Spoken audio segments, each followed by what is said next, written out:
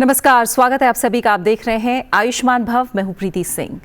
आज आयुष्मान भव में हम बात करेंगे सर्वाइकल पेन की। सर्वाइकल पेन आज के समय में बहुत आम हो गया है, जिसका असर बड़ों से लेकर छोटे बच्चों में भी अब देखा जा सकता है। हमारे रहन सहन का तरीका कई मामलों में हमारी सेहत को प्रभावित करता है और अपनी खराब लाइफस्टाइल के कारण हम जो लोग हैं वो कई गंभीर बीमारियों का सामना करते हैं। और कई ऐसी समस्याएं हैं जिसे कुछ साल पहले तक तो लोग बीमारियों की श्रेणी में भी नहीं रखते थे, लेकिन अब ये इतनी आम हो गई हैं, जैसे back pain, joint pain, cervical pain के दर्द धीरे धीरे आज के समय में बहुत गंभीर समस्या बनकर ये सामने आ रही हैं। लगातार डेस्क जॉब के कारण हम कई तरह की गंभीर परेशानियों के शिकार हो रहे हैं। इन्हीं में से एक है सर्वाइकल पेन। एक स्टडी की अगर बात करें तो उसके मुताबिक भारत में लगभग 14% से ज़्यादा एडल्ट्स को अपने जीवन में कभी ना कभी सर्वाइकल पेन का अनुभव होता है। 2020 में दुनिया में 20 करोड़ से ज़्यादा लोग सर्वाइकल पेन से पीड़ित थे। स्टडी में यह भी बताया गया कि 2050 तक दुनिया में सर्वाइकल पेन से पीड़ितों की संख्या 27 करोड़ से ज़्यादा हो जाएगी। इन आंकड़ों से यह समझा जा सकता है कि सर्वाइकल पेन की जो समस्या है पूरी दुनिया में तेज़ी से बढ़ रही है। आमतौर पर अगर समझें तो ये माना जाता है कि हड्डियों से जुड़ी ये समस्या है, जिसमें व्यक्ति को गर्दन या कंधे के आसपास सर्वाइकल पेन में दर्द होता है और मेडिकल की भाषा में इसे सर्वाइकल स्पॉन्डिलाइटिस कहा जाता है। ये समस्या किसी भी उम्र में हो सकती है। एक ही पोजीशन में बैठकर लंबे समय तक स्मार्टफोन का इस्तेमाल हम सभी करते हैं और ये सर्वाइकल पेन की एक बहुत बड़ी वजह है। घंटों बैठे रहना, खराब पोजीशन में सोना या बैठना, झुककर बैठना जैसी गलत आदतों की वजह से भी समस्याओं का सामना हम कर रहे हैं। तो आइए जानते हैं कि सर्वाइकल का दर्द आखिर है क्या, ये क्यों होता है, इसके लक्षण क्या हैं, इलाज क्या है और कैसे हम इस दर्द से खुद को बचा सकते हैं। इस पर आज करेंगे आयुष्मान भव में चर्चा। और इस पर चर्चा के लिए मेरे साथ 3 खास मेहमान जुड़ रहे हैं, जो कि अलग अलग पैथी से जुड़े हुए विशेषज्ञ हैं। एलोपैथी विशेषज्ञ डॉक्टर राहुल खरे हमारे साथ स्टूडियो में मौजूद हैं, professor and head department of orthopaedics, doctor RML hospital. आपका बहुत बहुत स्वागत है डॉक्टर खरे। डॉक्टर आकांक्षा ठाकुर हमारे साथ जुड़ी हुई हैं, आयुर्वेद विशेषज्ञ हैं, असिस्टेंट प्रोफेसर, डिपार्टमेंट ऑफ शालक्य तंत्र, all India institute of Ayurveda. आपका भी बहुत बहुत स्वागत है डॉक्टर। साथ ही प्रोफेसर डॉक्टर SK मिश्रा हमारे साथ जुड़े हुए हैं, प्रोजेक्ट गाइड हैं, lifestyle disorder, Nehru homeopathic medical college. Doctor Mishra, आपका भी बहुत बहुत स्वागत है। तो आइए शुरुआत करते हैं। थोड़ा बहुत तो हमने मोटे तौर पर डॉक्टर खरे समझा ही दिया है कि लाइफस्टाइल गलत हो रही है, उठने बैठने का पोस्चर गलत हो रहा है। फिर भी आपकी नज़र में क्या लग रहा है कि आज की ख़ास तौर से युवा पीढ़ी में भी इतनी तेज़ी से क्यों सर्वाइकल पेन बढ़ रहा है? जी हाँ, बिल्कुल आपने सही बताया। ये बहुत ही आम बात हो गई है आजकल। और पहले तो ये तकलीफ़ होती थी वृद्धावस्था में, लोगों को गर्दन में दर्द, कमर में दर्द और घुटनों में दर्द होता था। बट आजकल बिल्कुल आपने सही बताया कि लोगों का जो फ़ोन का इस्तेमाल करना है, गलत ख़राब पोस्चर रहना और एक्सरसाइज नहीं करना, फ़ोन पर बच्चों का खेलना, ये सारी चीज़ें जो यंग एडल्ट्स भी जो लोग अपने ऑफिस में बैठ के कंप्यूटर पे घंटों बैठे रहते हैं और विटामिन D की कमी हो जाती है, एक्सरसाइज भी नहीं करते हैं, ये सारे कारण जो हैं ये सचमुच में बहुत ही यंग लोगों को अब गर्दन के दर्द से परेशान कर रहे हैं। बिल्कुल। और अगर एक तरह से देखें, जो क्योंकि मैंने गैजेट्स की बात की है, डॉक्टर आकांक्षा ठाकुर आप भी क्या जोड़ेंगी, क्यों ये इतनी तेज़ी से बढ़ रहा है? आप और कौन सी बातें जोड़ना चाहेंगे? और एक तरह से हम देखें तो टेक नेक सिंड्रोम जैसी एक महामारी सी बनती जा रही है कि अब इतने टेक्नोलॉजी का इस्तेमाल हो रहा है, पोस्चर इतना बिगड़ रहा है कि अब ये सिंड्रोम भी धीरे धीरे क्या महामारी का एक तरह से रूप ले लेंगे? जी बिल्कुल। अभी आज के परिप्रेक्ष्य में हम लोग मोबाइल फ़ोन्स को या कंप्यूटर्स को अपने से अलग नहीं कर सकते। हमारा कोई भी वर्क जो है वो इस पे डिपेंडेंट हो चुका है पूरी तरह से। तो इस केस में क्या है, ज़्यादा से ज़्यादा यंग एज में भी ये हमें ज़्यादा से ज़्यादा बीमारी इस टाइप की जो है हमें डिजेनरेटिव डिसऑर्डर्स जो है वो मिलने लग गए हैं। तो इस केस में जो वर्क प्लेसेस हैं उनको स्पेशली ध्यान रखना चाहिए कि जो उनका वर्क स्पेस जो वो क्रिएट कर रहे हैं उनके लिए, तो उसमें सावधानी बरतें, प्रॉपर अर्गोनॉमिक्स जो है उनको फॉलो करें वो। क्योंकि आयुर्वेद में जो इसके निदान है उसमें भी इसी तरह के निदान उस समय में आचार्यों ने बताए हैं कि ज़्यादा देर तक नीचे या ऊपर की तरफ देखना। तो अभी इससे हम डायरेक्टली कंप्यूटर स्क्रीन्स के प्लेसमेंट को जो है कोरिलेट कर सकते हैं। अगर वो प्रॉपर्ली प्लेस्ड नहीं है तो वो इम्प्रॉपर पोस्चर को कंट्रीब्यूट करेगा, तो ये बीमारी और ज़्यादा बड़े रूप में आगे आती है। ठीक है डॉक्टर मिश्रा, अभी हमने देखा है क्योंकि सोशल मीडिया का समय है तो बहुत तेज़ी से चीज़ें बढ़ती हैं, कई मिथ्स भी होते हैं, कई फैक्ट्स भी होते हैं, लेकिन अवेयरनेस लगातार ज़रूरी है। क्या सर्वाइकल पेन के लक्षण दिखने में वो तुरंत दिखते हैं या उनमें एक लंबे समय लगता है? क्योंकि कई हमने युवाओं को देखा है जिनकी गर्दन पूरी मुड़ सी भी गई है। तो ये जो पेन होता है खासतौर से सर्वाइकल का, ये पेन को कैसे समझा जाए, लक्षण क्या होते हैं और कब ये असर दिखाना शुरू करते हैं? सर्वाइकल का जो पेन होता है वो कभी कभी अंदर डिजनरेशन हो रहा होता है, या विटामिन डी डेफिशिएंसी बहुत कॉमन है आज की डेट में, और कैल्शियम डेफिशिएंसी से भी, तो वो धीरे धीरे डिप्लेट होने की वजह से उसके लक्षण देर से भी आ सकते हैं। कुछ लोगों में वो तुरंत भी शुरू हो सकता है, depending upon the susceptibility of the patient. ये अलग अलग वेरी करता है, बट जो जनरल आजकल देखा जा रहा है वो ये देखा जा रहा है कि ये बहुत जल्दी शुरू हो जा रहा है। और उसमें जो आपने लक्षण की बात की, तो इसमें वृद्धावस्था में तो बहुत ज़्यादा एक प्रोमिनेंट सिम्टम होता है वर्टाइगो, और इसमें डिजीनेस होना, है ना, डलनेस, डिजीनेस होना। इसके अलावा अलग अलग तरीके की सेंसेशंस आती हैं। लेकिन अभी युवावस्था में भी ये एक प्रॉब्लम हो गई है इसमें कि नेक पेन ज़्यादा रहता है, नेक मसल्स वीक हो जाती हैं, और अलग अलग तरीके की सेंसेशंस आती हैं। जैसे आपके चेस्ट एरिया में भी सेंसेशन आएगी इसकी वजह से, क्योंकि जहाँ सप्लाई होगी इनकी नर्व्स की, तो कभी कभी ये मिमिक करता है कि कहीं मेरे को कोई हार्ट का पेन तो नहीं हो रहा है, पेशेंट ये बोलता है। या वो लेफ़्ट साइड में पेन कई बारी जैसे झंझनाहट या फॉर्मिकेशन या नंबनेस जैसे सिम्टम्स आते हैं, तो वो भी एक सर्वाइकल के पेन का लक्षण है। तो इसलिए इस तरीके के अगर जो कोई पेन आते हैं, तो वैसे तो व्यक्ति सचेत हो जाता है कि कहीं हार्ट का तो पेन नहीं है, लेकिन उसको साथ साथ सर्वाइकल के भी इन्वेस्टिगेशंस को रूल आउट करवाना ज़रूरी होता है, तो वो करना चाहिए।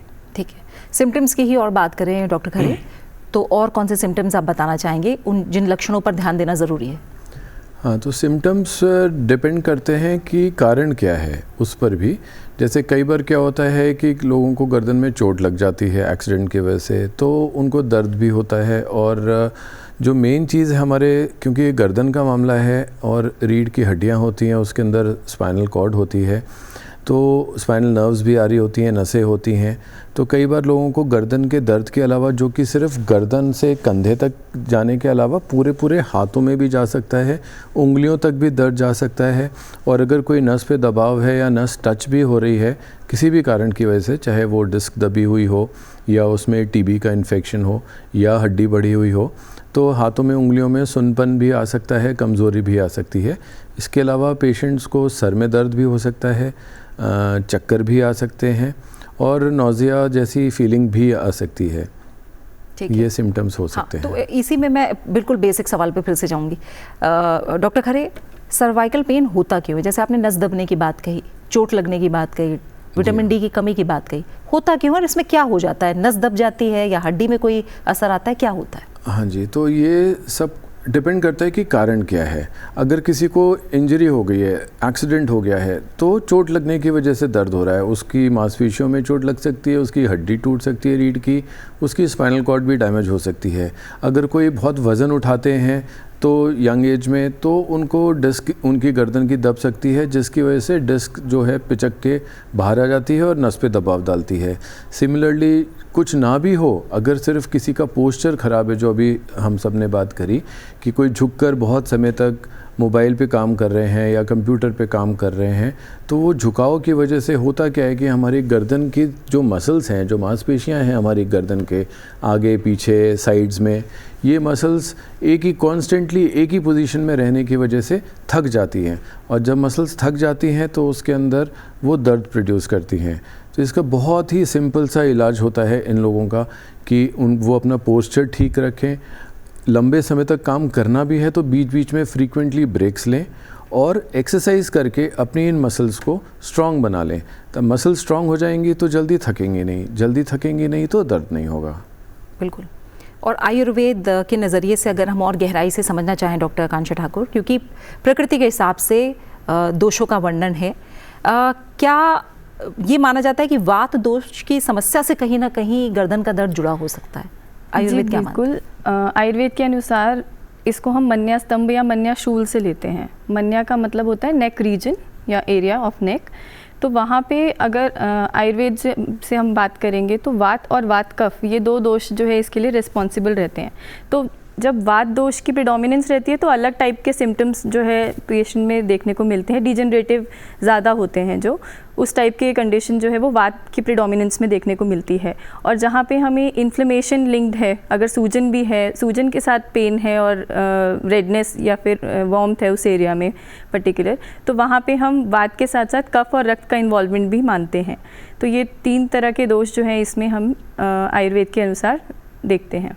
ठीक है, यानी कि हम ये भी कह सकते हैं कि जिनमें ये समस्या या ये दोष या ये प्रकृति का प्रभाव ज़्यादा है, उनमें ये जल्दी समस्या आ सकती है। उनमें ये जल्दी आ सकती है। और इसके अलावा भी एक बहुत इंपॉर्टेंट फैक्टर है जो हम आयुर्वेद में कंसिडर करते हैं, गट का। तो अगर गट कॉम्प्रोमाइज़ है किसी पेशेंट का या किसी पर्सन का, तो इन लॉन्गर पर्सपेक्टिव अगर हम देखेंगे गट का कॉम्प्रोमाइज़ होना, तो it can cause to chronic inflammation in joints and overall body also.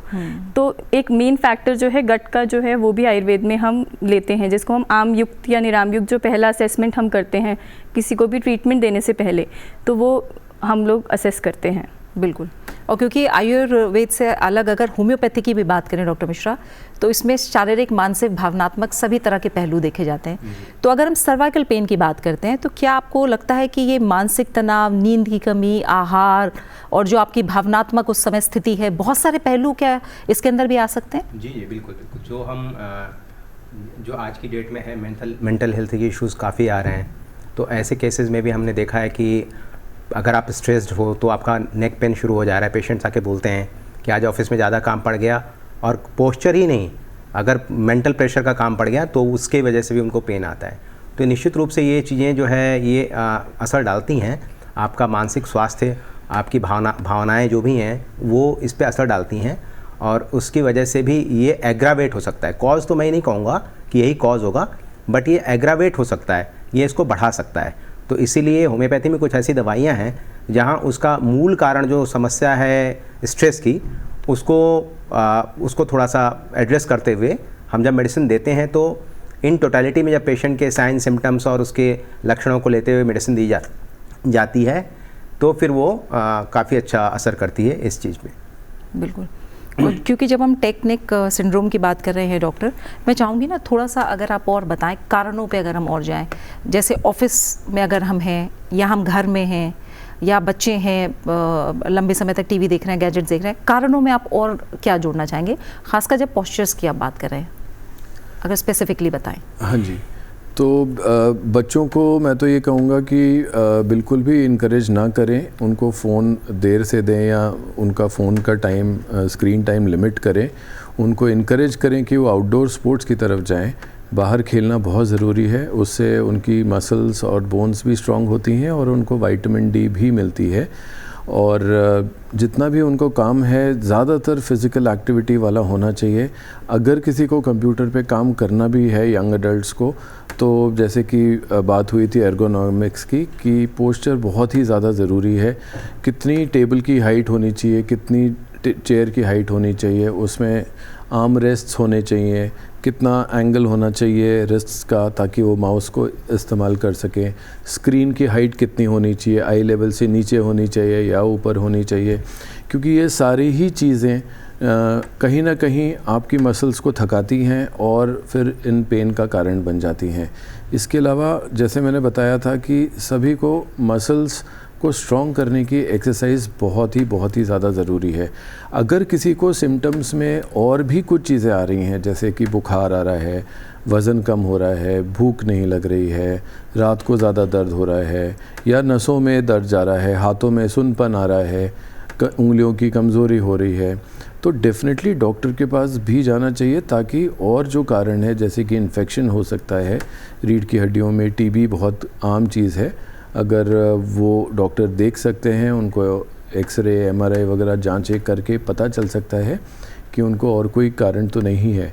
और भी बहुत सारी चीज़ें हो सकती हैं, जैसे कि बच्चों में खासकर जैसे जैसे बड़े हो रहे होते हैं तो रीढ़ की हड्डियों में विटामिन डी, कैल्शियम की कमी की वजह से कई बार रीढ़ की हड्डी टेढ़ी हो जाती है, वो भी एक दर्द का कारण बन जाता है। और बाद में जाके ओल्ड एज में कई बार ट्यूमर्स भी हो जाते हैं, तो मैं बस ये कहना चाह रहा हूँ कि अगर किसी को दर्द बना हुआ है बहुत समय से, सिर्फ ये ना सोचें कि सिर्फ ये पोस्चर की वजह से ही है, या उसको अगर लंबे समय तक दर्द बना है तो डॉक्टर के पास ज़रूर जाएं, एक बार जांच करवा लें, पता करवा लें कि कारण क्या है, फिर उसके हिसाब से उनका इलाज हो सकता है। जो नमनेस की बात है, क्या जो भी आप लोग लक्षण बता रहे हैं वो बिना दर्द के भी दिख सकते हैं? जैसे कई लोगों का जी मचलाता है, कई लोगों को झुंझुनाहट होती है, क्या बिना दर्द के भी लक्षण आ सकते हैं कि दर्द पहले ना हो लेकिन और लक्षण आए, ऐसा भी होता है क्या डॉक्टर? नहीं, आमतौर से तो दर्द होता ही होता है, क्योंकि मसल्स कमज़ोर हो जाती हैं, थक जाती हैं, वो सपोर्ट नहीं कर पाती हैं स्पाइन को, दबाव पूरा डिस्क पे पड़ता है, डिस्क दबती है, बाहर निकलती है, फिर नस को दबाती है।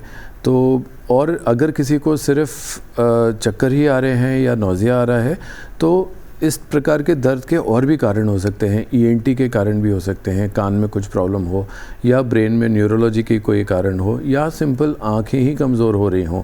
तो इसलिए कई लोगों को दिखाने की ज़रूरत पड़ सकती है। ठीक है। अगर हम केयर की बात करें, ट्रीटमेंट की बात करें आयुर्वेद में, आयुर्वेद कैसे आगे बढ़ता है सर्वाइकल पेन जैसी समस्याओं में? जब हम पेन की बात करते हैं तो जैसे मैंने शुरू में भी बताया कि हम लोग सबसे पहले उसका एग्जामिनेशन करते हैं। एग्जामिनेशन के बेसिस पे हम डिसाइड करते हैं कि ये डिजनरेटिव कंडीशन ज़्यादा है या फिर इन्फ्लेमेटरी कंडीशन है, या बोथ है, इन्फ्लेमेटरी विद डिजनरेशन कंडीशन भी देखने को मिलती है। तो उसमें सबसे पहले हम दीपन पाचन चिकित्सा से शुरुआत करते हैं। दीपन पाचन चिकित्सा में हम गट जो है हमारा उसके ऊपर फोकस रहते हैं, क्योंकि आयुर्वेद में जितनी भी बीमारियां हैं उसकी शुरुआत जो है हम उस गट से मानते हैं। कॉम्प्रोमाइज्ड गट जो है वो कंट्रीब्यूट करता है मोस्ट ऑफ द डिजीज़ के लिए। तो सबसे पहले हम दीपन पाचन चिकित्सा करते हैं। उसके बाद जो पेन है या इन्फ्लेमेशन है उसके अकॉर्डिंग हम ओरल मेडिकेशंस जो है, एंटी इन्फ्लेमेटरी जो हमारे में ड्रग्स हैं, कुछ गुगलू प्रिपरेशंस हैं अलग अलग प्रकार के, तो वो हम एडवाइस करते हैं। उसके साथ में ही अगर हमें ऐसा लगता है कि इन्फ्लेमेशन और डिजनरेशन दोनों मिले हुए हैं साथ में, तो हम एंटी इन्फ्लेमेटरी थेरेपी के साथ साथ कुछ लेप भी इंडिकेट करते हैं जो कि सूजन को कम करे, और साथ में हम एक्सटर्नल थेरेपीज़ जो है वो एडवाइस करते हैं पेशेंट को। और उसमें लेप हो गया एक तो, और एक स्वेदन यानी कि फोमेंटेशन टेक्निक्स जो है, different type of fomentation techniques as per the dosha involve हम उसको यूज़ करते हैं। जिसमें से एक तो पत्रपिंड स्वेद ही है, मतलब एक पर्टिकुलर मेडिकेटेड लीफ को लेकर उसमें एक मेडिकेटेड पाउडर जो है उसकी फिलिंग करके उसकी हल्की सिकाई जो है पेशेंट को एडवाइस करते हैं। And then oleation therapy, massage जो है वो बहुत इंपॉर्टेंट है सर्वाइकल के केस में। तो वो मसाज जो है वो डिफरेंट ऑयल प्रिपरेशंस जो है उनसे हम एडवाइस करते हैं, अभ्यंग मसाज जो है।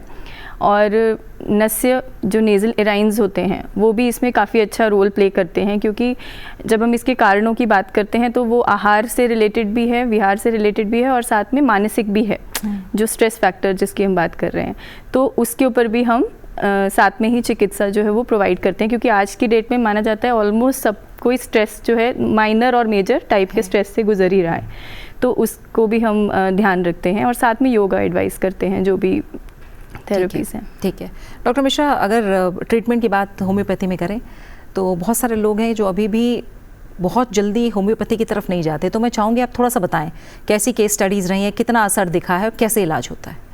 हाँ जी, तो होम्योपैथी में हम लोग इसमें दो तरीके की चीज़ें देखते हैं। पहली बात तो ये रूट कॉज देखते हैं, जैसे सर ने बताया कि कारण क्या है, उसका असेसमेंट करते हैं पेशेंट का।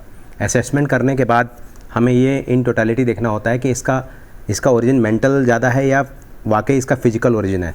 अगर मेंटली ज़्यादा है तो उसकी मेडिसिन अलग हैं, फिजिकल ओरिजिन है तो उसको करेक्शन के साथ मेडिसिन देते हैं। साथ ही हमारे फिजियोथेरेपिस्ट भी साथ में होते हैं, उनके साथ हम एक सेशन करके जो चीज़ फिजियोथेरेपी से सही हो सकती हैं उनके साथ कोऑर्डिनेट करके और अपनी मेडिकेशन को है वो हम चलाते हैं।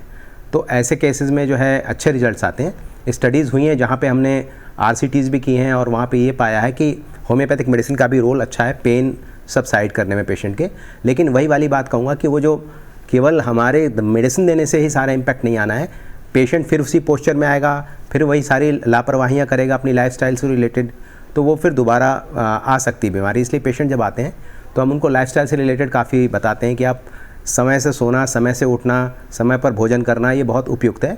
ये डिजीज़ कोई भी हो, मतलब सर्वाइकल के अलावा भी, तो उसमें भी आपको इस चीज़ का ध्यान रखना है, क्योंकि इम्यूनिटी का, सारा शरीर में इम्यूनिटी का ही खेल है। इम्यूनिटी अगर आप सही से नहीं खाओगे, समय पे नहीं सोओगे, आजकल लेट नाइट वॉच के बहुत सारे केसेस हैं, बच्चे 2-2, 3-3 बजे रात को सो रहे हैं। पोस्चर सही होते हुए भी अगर आप अपने लाइफस्टाइल को सही नहीं कर रहे हो तो उससे भी आपकी इम्यूनिटी वीक होती है और वो बहुत सारे रोगों को जन्म देती है। तो हम लोग इस तरीके से पेशेंट को काउंसल करके अपनी कुछ दवाइयाँ, जैसे रेस्टॉक्स है, कैलकेरिया कार्ब है, ब्रायनिया है, पैरिस क्वाड्रिफोलिया है, बट यही है कि चिकित्सक के सलाह से, आप इसको चिकित्सक के सलाह से फिर इस दवाइयों को लीजिए, तो उससे बहुत अच्छे और बहुत ही कह सकते हैं आप लाभान्वित हो सकते हैं इससे। अब अगर डायग्नोसिस की बात आ जाए तो डॉक्टर खरे कैसे होता है, कैसे जाना जाता है कि सर्वाइकल का ही पेन है जो हो रहा है? सबसे पहले तो पेशेंट खुद ही बताएंगे कि उनको दर्द कहाँ हो रहा है। ज़्यादातर पेशेंट्स बताते हैं उनके गर्दन में, गर्दन के पीछे और शोल्डर्स तक दर्द जाता है, और भी सिम्टम्स वो बताते हैं, जैसे कि हमने बात करी कि सर में दर्द हो सकता है और कंधों से नीचे उनके हाथों तक, उंगलियों तक भी दर्द जा सकता है, सुनपन भी हो सकता है और मसल्स की वीकनेस भी हो सकती है। तो सबसे पहले तो क्लिनिकल एग्जामिनेशन सबसे ज़्यादा ज़रूरी होता है। हम पेशेंट की हिस्ट्री लेने के बाद उनको एग्जामिन करते हैं, उनकी गर्दन को एग्जामिन करते हैं, उनके शोल्डर्स की प्रॉब्लम भी कई बार मिमिक करती है ऐसे दर्द को, तो शोल्डर को भी अलग से एग्जामिन करके देखते हैं और उनको न्यूरोलॉजिकल एग्जामिनेशन भी करते हैं। ज़रूरत पड़ने पे उनका एक्सरे और कभी कभी अगर उनको नर्व रिलेटेड प्रॉब्लम है तो एमआरआई की भी जांच करानी पड़ती है। ऐसे करके हमें डायग्नोसिस उनकी बन जाती है कि उनको प्रॉब्लम किस वजह से है और फिर उनका ट्रीटमेंट कर सकते हैं। ठीक है। और अगर हम बात करें तो पंचकर्म जैसी क्रियाएं भी हैं आयुर्वेद में, बहुत कुछ है, ग्रीवा बस्ती अभ्यंग की बात करें, बहुत सारी चीज़ें, ये कितना मदद करती हैं डॉक्टर आकांक्षा? और जैसे आपने बार बार कहा कि गट और मेंटल, जो आप सब लोग बात कर रहे हैं, एक होता है योग के ज़रिए मदद करना, तो योग का एक तरह से उपचार और साथ ही आहार में भी बदलाव और साथ में जो और क्रियाएं हैं, ये सभी को मिला के करना कितना ज़रूरी हो जाता है? कोई एक चीज़ काम करेगी या सब अगर मिला के एक तरह से पूरी तरह से जीवन शैली में बदलाव किया जाए तो वो कितनी जल्दी असर दिखाता है? देखिए, अगर हम पूरी तरह जीवन शैली में बदलाव करते हैं तो उससे बढ़िया उपचार तो कुछ भी नहीं है, क्योंकि ये एक लाइफस्टाइल डिसऑर्डर भी है डिजेनरेटिव कंडीशंस के साथ। तो अगर हम लाइफस्टाइल में ही चेंज लेके आएंगे तो उसका सबसे ज़्यादा इम्पैक्ट पड़ता है। और जहाँ तक रही पंचकर्म थेरेपी की बात, तो हम केस टू केस ये वेरी करता है। अगर इनिशियल लेवल पे पेशेंट आता है, बहुत ज़्यादा दिन से ये पेन नहीं है, टाइम से वो पेशेंट प्रिस्क्रिप्शन के लिए आया है, तो हम उसको एक्सटर्नल थेरेपीज़ जो घर पे वो कर सके, इस टाइप की थेरेपीज़ ही हम एडवाइस करते हैं। तो हम डिटेल पंचकर्मा थेरेपी पे उसको लेके नहीं जाते हैं। लेकिन अगर हमें लगता है कि डिज़ीज़ की क्रोनिसिटी बढ़ी हुई है और पेन जो है वो ज़्यादा एक्यूट कंडीशन में है, तो भी हम उसको पंचकर्मा थेरेपी के लिए कंसिडर करते हैं। तो उस केस में जैसे आपने बताया कि ग्रीवा बस्ती है, तो ग्रीवा बस्ती का बहुत अच्छा रोल है, क्योंकि उसमें क्या है, हमारे पास अलग अलग टाइप के मेडिकेटेड ऑयल्स हैं जो कि एंटी इन्फ्लेमेटरी हैं, और साथ ही साथ जो वहाँ की मसल फटीग है उसके ऊपर भी वो बहुत अच्छा काम रोल प्ले करते हैं। तो इसलिए ग्रीवा बस्ती में डिपेंडिंग अपॉन द कंडीशन कि ज़्यादा मस्कुलर फटीग की वजह से वो पेन है या फिर डिजनरेशन की वजह से वो पेन है, उसके अकॉर्डिंग हम ऑयल डिसाइड करते हैं कि कौन सा ऑयल जो है वो यूज़ करना है ग्रीवा बस्ती के लिए। इसके साथ ही बस्ती जो कि मेडिकेटेड एनिमा है, तो उसका जो रोल है वो भी बहुत अच्छा है, क्योंकि उसमें हम अलग अलग टाइप से बस्ती देते हैं। कई बार हम ऑयल्स का यूज़ करते हैं बस्ती देने के लिए। अगर हमें इस तरह से लगता है कि नहीं डिजनरेशन ज़्यादा है, तो उसमें हम उस टाइप का ऑयल यूज़ करेंगे जो डिजनरेटिव कंडीशंस में अच्छा है। अश्वगंधा हो गया, बला तेल हो गया, variety of oils are there. और अगर हमें ये लगता है कि नहीं इन्फ्लेमेटरी कंडीशन ज़्यादा है और इन्फ्लेमेशन जो है उसका जो रिलेशन है वो गट की कॉम्प्रोमाइज़ होने की वजह से भी है, तो उस केस में हम लोग जो है जो काढ़े होते हैं, हमारे डिकॉक्शंस होते हैं, उनसे बने हुए बस्ती जो है वो यूज़ करते हैं, तो उसका भी काफ़ी अच्छा इम्पैक्ट आता है। काढ़ा जो है वो हम उस तरह से भी यूज़ कर सकते हैं कि डिजनरेशन में भी वो काम करता है और साथ ही साथ इन्फ्लेमेशन में भी वो अच्छा रोल प्ले करता है।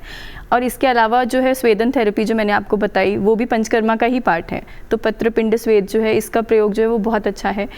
ये सब चीज़ें हम एडवाइस करते हैं पेशेंट को। बिल्कुल। और जैसे मैं होम्योपैथी की बात कर रहे हैं, आपने बताया कितना समय लग जाता है असर देखने में, और क्या ये जो असर है ये स्थायी होता है? हाँ, ये डिपेंड करता है केस टू केस। हम इसमें ऐसे नहीं जाके कह सकते कि हम सारी डिजीज़ को क्योर कर देंगे या सारे पेशेंट को ठीक कर देंगे, लेकिन ये होता है कि जितना फ्रेश केस होता है उसके सही होने की संभावना उतनी ही ज़्यादा अच्छी होती है।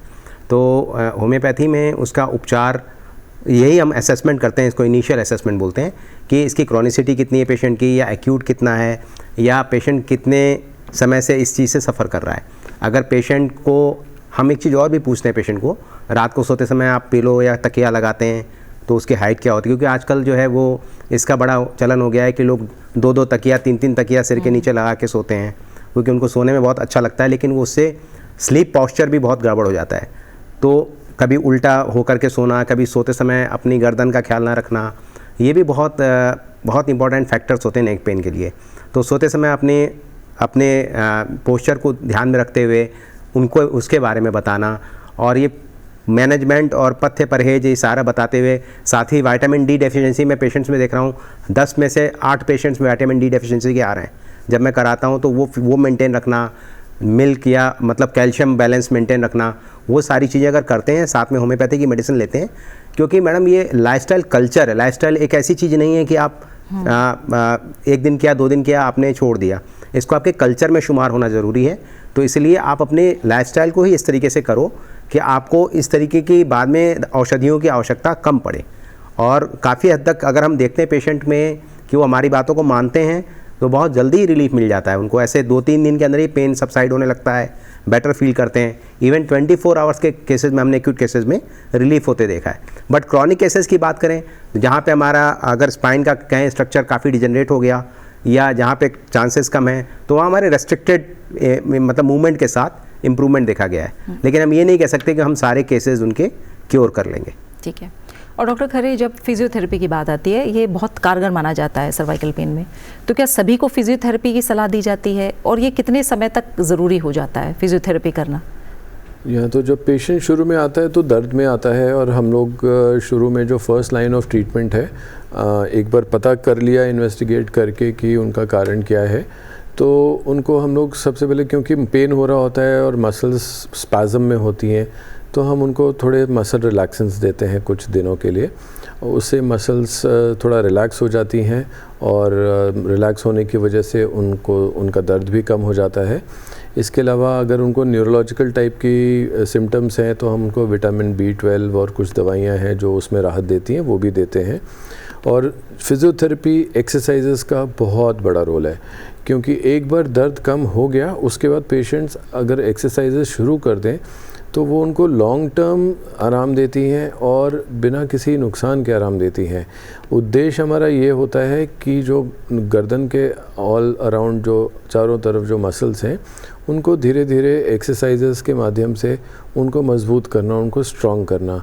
कोई भी मसल जो है हमारे शरीर में, उनका हम एक्सरसाइज करते हैं तो वो स्ट्रॉन्ग होती हैं, और वो मसल स्ट्रॉन्ग होएंगी एक्सरसाइजेस से। तो फिज़ियोथेरेपी में एक्सरसाइजेस भी सिखाई जाती हैं, कराई भी जाती हैं, और पेशेंट को ये भी बोला जाता है कि घर में भी आप उनको करते रहिए, क्योंकि वो बिना किसी साइड इफ़ेक्ट के लॉन्ग टर्म फ़ायदा देंगी, और दोबारा गर्दन में दर्द कई लोगों को फिर होता भी नहीं है। और इसके अलावा सिकाई वगैरह भी करते हैं फिज़ियोथेरेपी में, जैसे कि हीट पहुंचती है। हीट से क्या होता है कि गर्माहट से जो खून के जो ब्लड वेसल्स हैं उनका डायमीटर थोड़ा बढ़ जाता है, तो वहाँ पे उस जगह पे खून का प्रवाह भी बढ़ जाता है। खून का प्रवाह बढ़ता है तो वहाँ जो केमिकल्स जो पेन प्रोड्यूस कर रहे हैं वो थोड़े धुल जाते हैं। हीट की वजह से मसल्स और सॉफ्ट टिश्यूज़ भी थोड़ा रिलैक्स करती हैं, और पेन में भी आराम मिलता है। तो फिज़ियोथेरेपी का तो बहुत ही ज़्यादा रोल है। दवाइयाँ बहुत लंबे समय तक वैसे भी नहीं दे सकते, ना लेनी चाहिए, लेकिन हाँ, एक्सरसाइजेस करते रहना चाहिए। तो अब डॉक्टर, अगर ये समझे कि कोई व्यक्ति खुद कोई एक्सरसाइज करना चाहता है, या फिर हम फिजियोथेरेपी की बात करते हैं, तो ये कैसे, क्या सिर्फ एक एक्सरसाइज का नाम है, या कैसे हम समझे कि क्या ये कोई साइंटिफिक तरीका है, ये कैसे आम एक्सरसाइज से अलग हो जाता है और ज़रूरी हो जाता है? जब हम लोग देखते हैं पेशेंट को तो हमें समझ में आ जाता है कि दर्द का कारण क्या है। अगर उनको पोस्चर की वजह से है, या सिंपल ओल्ड एज की सर्वाइकल स्पॉन्डिलोसिस ही है, तो हमें पता होता है कि इसमें आगे ट्रीटमेंट में कोई ऑपरेशन तो करना नहीं है, हमें इनकी मसल्स को मजबूत करना है। तो हम उनको वही एक्सरसाइजेज़ बताते हैं जो कि उनकी मसल्स को स्ट्रॉन्ग कर सकें, और जो कि बहुत ही सिंपल एक्सरसाइजेज़ होती हैं। योगा में भी है ऐसी एक्सरसाइजेज़ जिनको करने से मसल स्ट्रॉन्ग हो जाती हैं। कुछ प्रिकॉशंस भी हम उनको बताते हैं कि उनको आगे देर तक झुकना नहीं है, फ़ोन पे नहीं देखना है, या अगर कंप्यूटर पे काम करते भी हैं तो थोड़ा थोड़ा 1-1 घंटे पे थोड़ा ब्रेक ले लें, थोड़ा स्ट्रेच आउट कर लें, कॉफ़ी पी लें, वॉशरूम चले जाएं, किसी ना किसी बहाने से ब्रेक ज़रूर लें और उठ के, ताकि लगातार कंटिन्यूसली आप एक ही पोजीशन में ना बैठें और आपकी मसल्स ना थकें। ठीक है। और जब आयुर्वेद की बात करते हैं डॉक्टर आकांक्षा, जो एंटी इन्फ्लेमेटरी डाइट होती है उसको भी दर्द के राहत में बहुत अहम माना जाता है।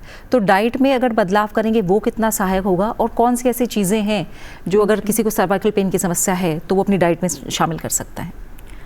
देखिए, डाइट का बहुत इम्पॉर्टेंट रोल है, क्योंकि डाइट जो है आपको एक दिन में, मतलब आप क्या खा रहे हैं वो ही आपके अंदर वो एक्टिवनेस जो है वो ला रही है, या सूजन जो है उसकी वजह से ही आ रही है। तो आयुर्वेद में जब भी हम कोई मेडिसिन प्रिस्क्राइब करते हैं उसके साथ सबसे पहले डाइट जो है वो एडवाइस किया जाता है। तो सर्वाइकल पेन के लिए स्पेसिफिकली हम एंटी इन्फ्लेमेटरी डाइट, जो आपने बोला, बहुत कॉमनली हमारे घर पे जो मसाले हैं जैसे लहसुन हो गया, हींग हो गया, मेथी हो गया, ये सब चीज़ों को इंक्लूड कर सकते हैं हम अपने खाने में। अगर हम राइस भी ले रहे हैं, वैसे हम मना करते हैं पेशेंट को राइस, जो नॉर्मल वाइट राइस है वो चीज़ें लेने के लिए, और फर्मेंटेड डाइट जो है वो सब चीज़ें लेने के लिए मना किया जाता है इसमें पेशेंट को। लेकिन अगर आपको ऑप्शन नहीं है, अगर आपको लेना पड़ रहा है, तो मेथी, सोक्ड मेथी जो है उसको अगर हम वाइट राइस में डाल के लेंगे तो वो भी अच्छा है नॉर्मल राइस के लिए। दही अगर आपको बहुत ज़्यादा पसंद है तो दही का ऑल्टरनेटिव है, आप बटर मिल्क ले सकते हैं, उसमें आप जीरा का और हींग का तड़का लगा के उसको अगर यूज़ करते हैं तो वो एंटी इन्फ्लेमेटरी हो जाता है हमारे लिए, और वो आपको गट के लिए भी बहुत अच्छा है, और सूजन में भी आपको उस हेल्प मिलती है उससे। इसके अलावा हल्दी जो है, जो हम नॉर्मली यूज़ करते हैं अपने खाने में, उसको उपयोग करना। कच्ची हल्दी जो है, आजकल टर्मरिक लाटे करके बहुत ज़्यादा फेमस हो रखा है, अगर आप उसको यूज़ कर रहे हैं चाय की जगह तो बहुत ही अच्छा हेल्दी ऑप्शन है, और वो आपको इन्फ्लेमेशन में भी रिडक्शन करता है। तो इस टाइप से और भी बहुत सारी चीज़ें हैं। अगर हम अश्वगंधा का पाउडर है हमारे पास, उसको हम दूध में मिला के रात को ले लिया तो वो भी अच्छा है। अगर हम लहसुन को दूध में उबाल के लेते हैं तो वो भी सूजन में अच्छा काम करता है। तो इस टाइप से हम काफ़ी चेंजेस डाइट में लेके आ सकते हैं। ठीक है डॉक्टर मिश्रा, मैं चाहूँगी और अगर कोई ऐसी बातें हैं जिनको लेकर आप जागरूक करना चाहें, क्योंकि कई लोग ये सोचते हैं कि हम पे तो अभी कुछ लोगों को जल्दी होती है, बहुत उतना समय नहीं देते कि हमें तो आयुर्वेद में भी कुछ असर नहीं किया, एलोपैथी ने भी कोई असर नहीं किया, तो होम्योपैथी का क्या असर करेगी? तो क्या होम्योपैथी उन लोगों के लिए एक समाधान हो सकती है जिन पे बाकी तरीकों ने या बाकी पैथी ने असर नहीं किया है इन केसेस में? नहीं, एक्चुअली डिपेंड करता है कि हम लोग खुद एनालिसिस इसको करते हैं कि किस लेवल की बीमारी है, गंभीरता को देखते हुए हम लोग इसको कहते हैं। हमारी सारी जो सिस्टम है, चाहे एलोपैथी है, चाहे आयुर्वेद है, चाहे होम्योपैथी है, सबका एक ही उद्देश्य है कि हमें रोगी के रोग का निदान करना है। तो ये सब हमारी कॉम्प्लीमेंट्री और इंटीग्रेटेड सिस्टम्स हैं। तो अगर पेशेंट कहता है कि इससे आराम नहीं मिला तो हम उसको असेसमेंट करके देखते हैं कि कहाँ क्या इसमें कमी रह गई या क्या दिक्कत है उस पेशेंट में, उसको हम अपनी ओर से क्या ऐड ऑन कर सकते हैं। एक चीज़ और मैं बताना चाहूँगा, जैसे हमारे यहाँ कॉमन जो घरों में महिलाएं होती हैं, और आपने देखा होगा क्योंकि वो चीज़ बहुत कॉमन है कि दाल चावल बिनने वाला, कि हम सिर नीचे करके दाल चावल बिनते हैं, तो दाल चावल तो आपको साफ़ करने पड़ेंगे। कुछ काम आपको ऐसे होंगे जो करने पड़ेंगे नीचे करके, महिलाओं को खास करके, या अब तो उसके साथ ये मोबाइल तो हर वर्ग देख रहा है। तो इसमें मैं ही सलाह देता हूँ कि जैसे आप थोड़ा सा अपना प्लेट या जहाँ भी साफ़ कर रहे हैं हल्का सा ऊंचा कर लें आप थोड़ा, ताकि जो आपका ये एंगल है गर्दन का थोड़ा सा सीधा हो जाए, ताकि कम से कम आपको नीचे देखना पड़े या झुकना पड़े। इसी तरीके मोबाइल में स्टैंड्स आ गए हैं, तो अगर आपको मोबाइल ही का पे काम करना है तो थोड़ा सा आप स्टैंड लगा लो, उसको थोड़ा सीधा करके कर लो। तो उस तरीके से आप कुछ अपने ऐड ऑन करके चीज़ों को, पोस्चर वगैरह ठीक करके भी आप उसमें लाभान्वित हो सकते हैं। और होम्योपैथी बहुत स्लो का असर करती है, ये मिथ्या है। तो होम्योपैथी का भी बहुत फास्ट असर होता है, डिपेंड करता है कि चिकित्सक कैसा है और पेशेंट की कंडीशन क्या है, दोनों। बिल्कुल। और अब हम कुछ सवालों को शामिल करेंगे जो मेल के ज़रिए हम तक आए हैं। पहला सवाल पार्वती परिहार का है, कानपुर उत्तर प्रदेश से इन्होंने सवाल पूछा है। पार्वती कह रही है डॉक्टर खरे, ये कह रही है कि मेरी गर्दन की हड्डी सर्वाइकल स्पॉन्डिलाइटिस में सूजन आ गई है, बहुत ज़्यादा मुझे दर्द होता है और इस समय मेरी 12वीं कक्षा की परीक्षा हुई हैं और उस समय भी मुझे काफ़ी दर्द रहा, जिस वजह से मैं परेशान रही हूँ। मुझे ऐसा असरदार उपाय बताइए कि मेरी गर्दन के दर्द में राहत मिले और मैं पढ़ाई आराम से कर सकूँ। तो जैसे बता रही हैं कि 12वीं की परीक्षा दी है, तो इसका मतलब इन्होंने काफ़ी पढ़ाई करी है, काफ़ी समय इन्होंने बैठकर, झुककर, गर्दन झुकाकर काफ़ी घंटों घंटों पढ़ाई करी होगी, जिसकी वजह से उनको गर्दन में दर्द हो रहा है।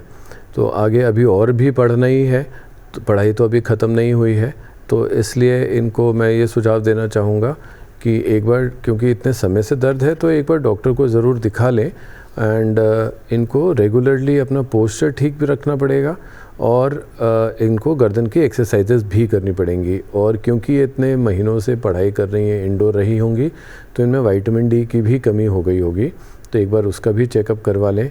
विटामिन डी कम है तो विटामिन डी सप्लीमेंट्स ले सकती हैं। अपना पढ़ाई करते समय पोस्चर बिल्कुल सही रखें ताकि गर्दन को झुकाना ना पड़े, बिस्तर पे लेट के ना पढ़ें, प्रॉपर टेबल चेयर पे बैठ के पढ़ें। और इसके अलावा एक्सरसाइजेस करनी बहुत ज़रूरी हैं। गर्दन की एक्सरसाइजेस करेंगी, मसल स्ट्रॉन्ग होएगी, तो ये आराम से पढ़ सकेंगी। यानी ये बात डॉक्टर खरे कि कहीं ना कहीं सर्कल, एक स्पाइरल बन गया है कि एक तो सिर्फ ये होता है ना कि बच्चे पढ़ रहे हैं तो क्या है, पहले भी पढ़ते थे, लेकिन बाहर जाना बंद कर चुके हैं, खेलना कूदना बंद कर चुके हैं, धूप में जाना बंद कर चुके हैं, तो ये कहीं ना कहीं चीज़ें एक लूप में चलती चली जा रही हैं कि बीमारियां बढ़ रही हैं। और इंडोर रहते हैं, विटामिन डी की भी कमी रहती है, फास्ट फूड ज़्यादा खाते हैं अंदर रहते, हो सकता है पढ़ते पढ़ते मैगी खा रहे हों, तो ये सारी चीज़ें इफ़ेक्ट करती हैं और इस वजह से ही ये समस्या जो है इतनी यंग एज में भी देखने को मिल रही है। अब अगला सवाल लेंगे और उस सवाल से पहले मैं उस सवाल के साथ ही आप इसका भी जवाब दें डॉक्टर आकांक्षा, योगासन किस तरह से मदद करते हैं और योग का कितना बड़ा रोल है, और योग और माइंडफुलनेस दोनों को ही अगर मैं एक साथ जोड़ूंगी तो उसका कितना बड़ा रोल हो जाता है सर्वाइकल पेन में भी। और सवाल जो है वो हम शामिल कर लेते हैं। पारुल चौधरी का नासिक से सवाल है, ये कह रही हैं मेरी उम्र 32 वर्ष है, निजी फर्म में कंप्यूटर ऑपरेटर के रूप में कार्यरत हूँ। लगभग 2 साल पहले सर्वाइकल स्पॉन्डिलाइटिस हुआ था, लगातार गर्दन के दर्द से परेशान हूँ, कोई ऐसा उपाय बताइए जिससे मुझे इसमें राहत मिले और ये स्थायी राहत हो। देखिए, अगर आप राहत की बात करते हैं तो टेम्पररी तौर से तो हम घर पे जो अब मेरे पास अवेलेबल है उन चीज़ों का भी यूज़ कर सकते हैं, जैसे कि नॉर्मल तिल का तेल या सरसों का तेल, उसके अंदर अगर हम लहसुन को जलाकर उबालकर पका लें और उससे मालिश करें और हल्का गुनगुना होकर मालिश करेंगे तो वो सिकाई का भी काम करेगा, और मसाज इस तरह से करेंगे तो वो सर्कुलेशन भी बेटर करेगा उस पर्टिकुलर एरिया का, तो वो आपको टेम्पररीली रिलीफ दिला सकता है। और उसको अगर हम रेगुलर बेसिस पे भी करते हैं तो कोई इतना दिक्कत नहीं है, लेकिन इनकी कंडीशन 2 साल से पुरानी है, तो इनको यही एडवाइस किया जाएगा कि आप बेटर है कि आप कंसल्टेशन के लिए जो भी आपके पास नियर बाय डॉक्टर हैं उनके पास कंसल्ट करिए एंड देन कोई ट्रीटमेंट हमें आगे शुरू करना चाहिए। इसके अलावा खान पान में जो बदलाव मैंने आपको पहले भी बोले थे कि खाने में जो इंक्लूड कर सकते हैं, हल्दी है, लहसुन है, हींग है, सौंठ है, इस टाइप की चीज़ें जो हैं उनकी मात्रा खाने में रखें। चाय, कॉफ़ी या कार्बोनेटेड ड्रिंक्स जो है इनको बंद करिए कम्प्लीटली और इनको रिप्लेस करिए हल्दी के काढ़े से, कच्ची हल्दी के काढ़े से, या फिर हमारे पास गिलोय का जो काढ़ा होता है उसको भी हम यूज़ कर सकते हैं, सौंठ का काढ़ा बना के उसको भी हम यूज़ कर सकते हैं। इससे आपको काफ़ी बेटर लगेगा इस चीज़ में, कुछ टाइम के लिए राहत अभी ये चीज़ें आपको दे सकती हैं। ठीक है, और तो अगली बार में हम आपसे योगा की जो बात कर रहे थे कि योग ने किस तरह से मदद की है, कितना असर दिखाया है, कितना कारगर हो सकते हैं योगासन करना सर्वाइकल पेन में, उसके बारे में भी जानेंगे। पहले अगला सवाल ले लेते हैं। डॉक्टर मिश्रा, ये जो सवाल है ये दर्शन त्यागी ने हैदराबाद से पूछा है और ये कह रहे हैं कि माता जी को सर्वाइकल स्पॉन्डिलाइटिस है, उनका होम्योपैथी इलाज हम कराना चाहते हैं क्योंकि हमें लग रहा है कि इस एज में हम कोई उस तरह की दवा का रिस्क नहीं ले सकते। होम्योपैथी में क्या इस बीमारी का इलाज संभव है? आपने पहले भी बताया था, दर्शन त्यागी जी के लिए अगर एक बार और बताएं। जी बिल्कुल होम्योपैथी का इलाज संभव है, और ख़ास करके जो जीरियाट्रिक पेशेंट्स होते हैं, जो ओल्ड एज पेशेंट्स होते हैं, उनके लिए तो वरदान है, क्योंकि साइड इफ़ेक्ट्स वगैरह कभी कभी दवाइयों के हो जाते हैं, कभी कभी स्टमक अपसेट हो जाना है, वो सारी चीज़ें होती हैं, लेकिन होम्योपैथी की दवाई में ऐसा बहुत कम देखा गया है। तो इसलिए उनको आप किसी भी अपने, जैसे आप कह रहे हैं कि हैदराबाद में है, तो हैदराबाद में गवर्नमेंट का होम्योपैथिक हॉस्पिटल भी है, आप वहाँ भी उनको ले जाके दिखा सकते हैं। और जो भी वहाँ पे उत्तम डॉक्टर बैठे होंगे वो निश्चित रूप से आपकी समस्या का निदान करेंगे। लेकिन आपको एक चीज़ का ध्यान और रखना है कि माता जी की एज आपने कुछ बताई है? इन्होंने एज एज नहीं बताई। तो एज क्या है उनकी, उसके हिसाब से उनके पोस्चर्स वगैरह और सारे पैरामीटर्स वगैरह वो भी देख लें एक बार। अगर कोई माइक्रो या ट्रेस एलिमेंट की कमी है बॉडी में, उसको थोड़ा करेक्ट करें। और साथ ही साथ फिर होम्योपैथिक चिकित्सक का अगर आप परामर्श लें तो निश्चित रूप से माता जी ठीक हो जाएंगी। बिल्कुल। अब जो सवाल है ये विकास सिंह का है बैंगलोर से। डॉक्टर खरे, विकास कह रहे हैं कि ऐसा महसूस होता है मेरी गर्दन में कुछ फंसा हुआ या मेरी गर्दन जकड़ी हुई है। कुछ दिन पहले मेरा एक्सीडेंट भी हुआ था, मैं बाइक से गिर गया था। तो क्या ये समस्या एक्सीडेंट के कारण हो सकती है या कुछ और वजह भी इसकी हो सकती है? बिल्कुल एक्सीडेंट की वजह से हो सकती है, क्योंकि उनको अगर सडनली ऐसा हुआ है और एक्सीडेंट हो चुका है पहले, तो ज़रूरी नहीं कि हर बार एक्सीडेंट में हड्डी ही टूटे। अंदर और भी स्ट्रक्चर्स होते हैं हमारी गर्दन में, स्पाइन में, रीढ़ की हड्डियों में, जो कि इंजर हो सकते हैं। एक्सीडेंट से हड्डियां भी टूट सकती हैं, लिगामेंट्स भी डैमेज हो सकते हैं। और जो इम्पॉर्टेंट चीज़ है जो काफ़ी आम है आजकल, वो है डिस्क का दब जाना। अगर गर्दन की रीढ़ की हड्डियों में, हर जो रीढ़ की हड्डियां होती हैं, हर दो हड्डियों के बीच में एक मुलायम गद्दी होती है, जो कि भगवान ने एज अ शॉक एब्जॉर्बर के काम के लिए बनाई है, जिसको हम लोग डिस्क बोलते हैं। कई बार क्या होता है, वज़न उठाने की वजह से या उस तरीके के झुकाव के पोस्चर में बहुत समय तक रहते रहते या चोट लगने की वजह से एक्सीडेंट में वो दबाव पड़ जाता है उसमें और वो दब जाती है। वो दब जाती है तो पिचक्कर बाहर आ जाती है। बाहर नर्व्स होती हैं जिससे कि दर्द भी होता है, और फिर नर्व के अराउंड पूरे हाथों में या पैरों में भी अगर लंबर स्पाइन की डिस्क है तो ऐसे दर्द जाता है। और उंगलियां हमारी सुन्न भी हो सकती हैं, कमज़ोर भी हो सकती हैं, पैरालिसिस जैसी स्थिति भी आ सकती है। तो अगर उनको ऐसा दर्द हो रहा है और उनको लग रहा है कि कुछ अटक रहा है, तो उनको इसको लाइटली नहीं लेना चाहिए। गर्दन की कोई भी प्रॉब्लम थोड़ी सीरियस भी हो सकती है, तो डॉक्टर के पास ज़रूर जाएं, दिखाएं, अपनी प्रॉब्लम बताएं, एक्सरे, एमआरआई जो भी अगर वो कहते हैं तो वो करवाएं, ताकि कारण पता चल सके कि उनको क्या प्रॉब्लम है, फिर उनका सही से इलाज हो सकता है। ठीक है डॉक्टर, ये कैसे जाने कि कई लोग हैं, क्योंकि मैंने जैसे कहा कि इंटरनेट पे इतनी जानकारी आजकल है, कई लोग खुद भी शुरू कर देते हैं अपना इलाज करना। ये कैसे समझा जाए कि अब ये स्थिति ऐसी आ गई है कि आपको डॉक्टर को दिखाना ही है? देखिए, अगर तो कुछ दिनों की ही, कई बार हम लोग को भी हो जाता है कि थोड़ा पोस्चर ख़राब हो गया या हमने तकिया गलत लगा के सो लिए, सुबह 2-4 घंटे के लिए थोड़ा बहुत डिस्कम्फर्ट या दर्द हो जाता है, जो कि अपने आप ठीक हो जाता है।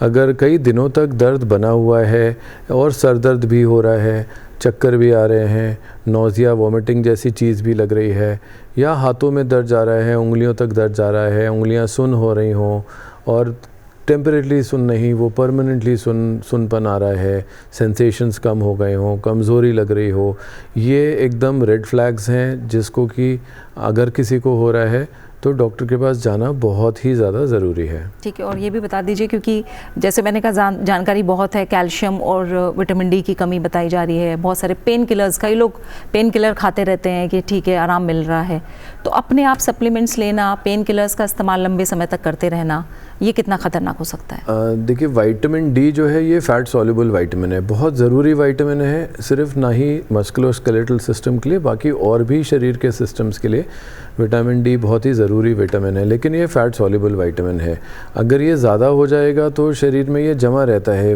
वाटर सॉल्युबल नहीं है कि एक्स्ट्रा जो है वो निकल जाएगा बाहर, वो जमा रह जाता है, टॉक्सिसिटी भी प्रोड्यूस कर सकता है। तो सिर्फ ये मान के चलना कि हमें होगी ही होगी डिफिशिएंसी, ये ज़रूरी नहीं है। अगर आपने ज़्यादा मात्रा में ले ली तो टॉक्सिसिटी भी हो सकती है, तो इसलिए बहुत ज़रूरी है कि उसका पहले टेस्ट किया जाए। अगर कम है तो सप्लीमेंट्स लें, अगर नॉर्मल है तो ज़रूरी नहीं है उनको लेना। और कोई भी दवा आप अपने आप ना ही लें, चाहे वो होम्योपैथी दवा हो, चाहे आयुर्वेदिक हो, चाहे एलोपैथी हो, वो बिना डॉक्टर के सलाह के तो बिल्कुल नहीं लेनी चाहिए, क्योंकि हर दवा का अगर इफ़ेक्ट है तो साइड इफ़ेक्ट भी है। ठीक है, और समय क्योंकि अब पूरा ही हो रहा है, मैं चाहूँगी गोल्डन रूल्स जो हैं वो बताएं। और जिस तरह से मैंने योगासन और मेडिटेशन की बात की, क्योंकि आप लोग कह रहे हैं कि ये सिर्फ शारीरिक समस्या हो, ज़रूरी नहीं, मानसिक स्थिति की वजह से भी हो सकती है। लेकिन अगर शारीरिक वजह से भी है या फिर मानसिक भी जुड़ा हुआ है, योगा और मेडिटेशन कितनी मदद कर सकता है? देखिए, योग जो है उसका अपना बहुत अच्छा इम्पैक्ट है माइंड के ऊपर एंड बॉडी के ऊपर। तो सबसे इम्पॉर्टेंट रूल जो योग का है वो है स्थिरम सुखम आसनम। मतलब कोई भी एक्सरसाइज अगर हम कर रहे हैं तो उसका पोस्चर जो है हमें करेक्टली परफॉर्म करना चाहिए। और इतना कोई भी आसन हमें जो करना है वो हमारे बॉडी को डिस्कम्फर्ट कॉज नहीं करना चाहिए। तो उसी स्टेट में हमें कोई भी आसन जो है परफॉर्म करना चाहिए।